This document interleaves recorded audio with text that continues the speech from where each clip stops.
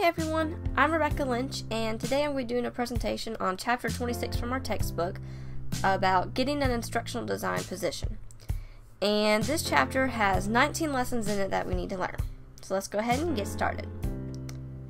Alright, well the first lesson is about using a wide variety of sources to actually find a job listing. And most websites for professional organizations in the instructional design field list current job openings. And there are a few good places to check. One of them is the Association for Education, Communications, and Technology, the American Society for Training and Development, and the International Society for Performance Improvement. And not only do these sites list jobs, but they also provide a sort of job placement assistance at their annual meetings each year. And besides these organizations, there are just some general websites that you can look at. So those are careerbuilder.com, monster.com, and one that wasn't in the textbook, but I added it, is indeed.com, and that's one of my personal favorites. I always go there when I'm looking for a job. And when you go to these sites, it's very important to use good keywords, and some ones to use for instructional design jobs are, of course, instructional design, instructional technology, and performance improvement. And there's one other place that's good to look for job listings: academia. Pretty much all universities list job openings on their sites, so it's a good idea, especially if there's a particular university in particular that you'd like to work at. It's always a good idea to go on their website and check things out. Alright, and that takes us to next lesson. And the majority of all instructional design jobs are in the business and industry. That's just how it is. And this might be a sad fact for some people who want to work in other fields, but it really is the truth. And this lesson ties right into the third one, which is most high-paying instructional design positions are in business and industry. And this lesson isn't really surprising after hearing the last one, but most instructional designers who work in business with just a master's degree actually end up making more than those who work in like academics with a doctorate degree. And if you want to see a list of salaries, you can go to the October issue of Training Magazine each year, and they list the annual salaries of different instructional designers across the fields. Alright, and then we have our next lesson, lesson 4. And a good idea is to learn how businesses operate. And so say, who knows, after hearing those last two facts, maybe you decide you want to work in business. Well, to do that, you really need to know how they work. So good ways to do this are actually taking courses in graduate school, like organizational development in the business department. That would be a good thing to do if you decide to go into business. Okay, next lesson, trekking right along here. Acquire a strong set of skills in the production of instructional media. Media production skills are something that employers are starting to really look for in a prospective employee nowadays. Media is used especially in the areas of e-learning and interactive multimedia, and a good way to develop your knowledge of instructional media production is just to take courses in them. And that's a good thing to be doing. Alrighty, right along to next lesson 6. Acquire a strong set of design and analysis skills. And this goes right along with the last lesson. You really need to have strong design skills ranging from describing goals and objectives to actually being able to conduct formal evaluations and revise instructions based on the data you collect. Along with this, you'll also need strong analytical skills, including needs assessment, job tasking analysis, and instructional analysis. Lesson 7. Also, you'll want to acquire some management skills. Many times right after you get an instructional design job, you might be put into a management position, and the best way to make sure that you're prepared to do this is to develop some strong management skills. The easiest way to do this is, once again, taking courses. And graduate instructional projects and personnel management courses are the best way to get prepared for that. Lesson 8. More skills you need to develop. This one is about communication. In order to be an effective instructional designer, you have to be able to communicate effectively with others.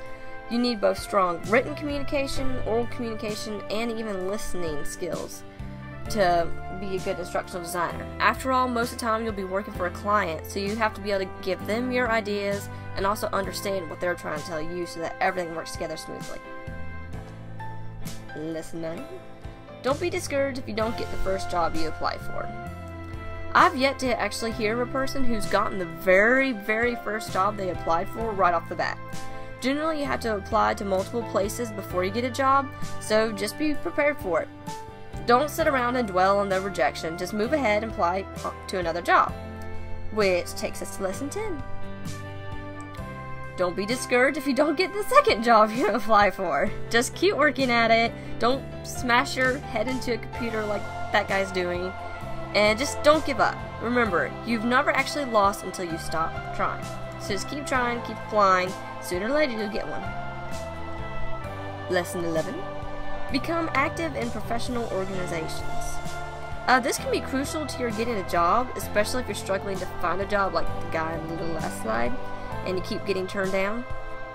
Getting your name known can be just as effective, if not more so, than actually applying for a job. It's not uncommon for an employer to hear about a person and then ask them to actually come work for their organization if their work is well known. In instructional design, there's two main ways for you to get involved in professional organizations. The first is to deliver a paper at the annual conference and by helping various groups within the organization you want to work for. To deliver a paper at a conference, you generally have to submit a proposal to the organization running it, and to actually help out groups, all you have to do is contact the person in charge of the group and volunteer. And that's generally usually the easiest way to get involved, because volunteers are very rarely ever turned down. Lesson 12. Publish, don't cherish.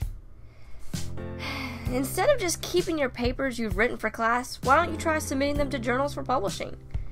And that's also a lot better than just throwing them out or hiding them somewhere where you'll never see them again. Here's a list of some possible journals that you could submit to, but there's a full list that you can find at trendsandissues.org. Go ahead and see some of these, the American Journal of Distance Education, American Educational Research Journal, Distance Education, so on and so forth. But yeah, you can see a full list here. Trendsandissues.com. Oh, we have a little frozen thing. It's okay. The end of that's just .org. Alright, we're going to go on to lesson 13. Oh, there it is. Came a little late. And next, this is something that is true for all publishing, not just instructional design. Don't be dejected if your manuscript is rejected. Nice little rhyme there. So yeah, instructional design publishing is no different than publishing in any other journal. Rejection just kind of comes with the territory. So don't be upset your first, second, third, fourth, or whatever submission isn't accepted. In fact, sometimes getting a rejection with feedback is even better than being accepted. You can use the feedback to improve your manuscript and then try to submit it to a different journal. And also another good idea is to submit multiple papers to multiple magazines at one time, because that raises your chances of actually getting chosen for publication. Lesson 14. Develop an area of expertise. So many times when an organization actually wants to hire an instructional designer, they're looking for someone with a specific area of expertise within the field. And so developing an area of expertise while you're a student will help you stand out from your peers. When you're choosing an area to become an expert in, make sure it's something that will be actually in high demand when you graduate and begin looking for a job. Doing a simple internet search can help you figure out what fields are growing in popularity. Lesson 15. When preparing for a job interview, find out as much as you can about your potential employers.